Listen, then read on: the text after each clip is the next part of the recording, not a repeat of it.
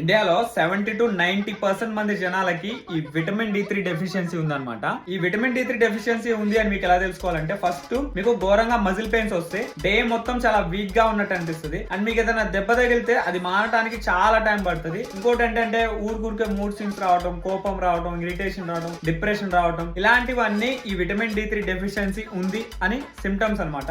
Vitamin D3 డెఫిషియన్సీని ఎలా cover చేసుకోవాలంటే, మీరు మంచిగా ఎండలో తిరిగితే సరిపోద్ది. లేదు మన వాళ్ళు మేము ఎండలో తిరిగితే ట్యాన్ అయిపోతాం, నల్లగా అయిపోతాం అని చెప్పేసి అనుకుంటారు కదా, అలాంటి వాళ్ళు ఈ సప్లిమెంట్స్ యాడ్ చేసుకోవచ్చు. ఇది విటమిన్ D3 సప్లిమెంట్ అనమాట. ఇది వీక్లీ డోసేజెస్ లాగా కూడా ఉంటది అనమాట. విటమిన్ D3 60K అని చెప్పేసి, లేదంటే డైలీ డోసేజెస్ లాగా కూడా ఉంటది. మీకు విటమిన్ D3 డెఫిషియన్సీ ఉంది అని మీకు అనిపిస్తే మాత్రం ఈ సప్లిమెంట్స్ యాడ్ చేసుకోండి. లేదంటే మేము ప్రాపర్ గా తెలుసుకున్న తర్వాతనే చేసుకుంటాం అంటే మంచిగా బ్లడ్ టెస్ట్ చేయించుకొని మీకు విటమిన్ D3 డెఫిషియన్సీ ఉంటే వీక్లీ డోసేజెస్ అయినా లేదంటే డైలీ డోసేజెస్ అయినా యాడ్ చేసుకోవడానికి ట్రై చేయండి. అండ్ నా నుంచి ఏదైనా వాల్యూ దొరికింది అనిపిస్తే మాత్రం మన పేజ్ ని ఫాలో అవడం మాత్రం మర్చిపోవద్దు. అర్థమైంది కదా? బాయ్.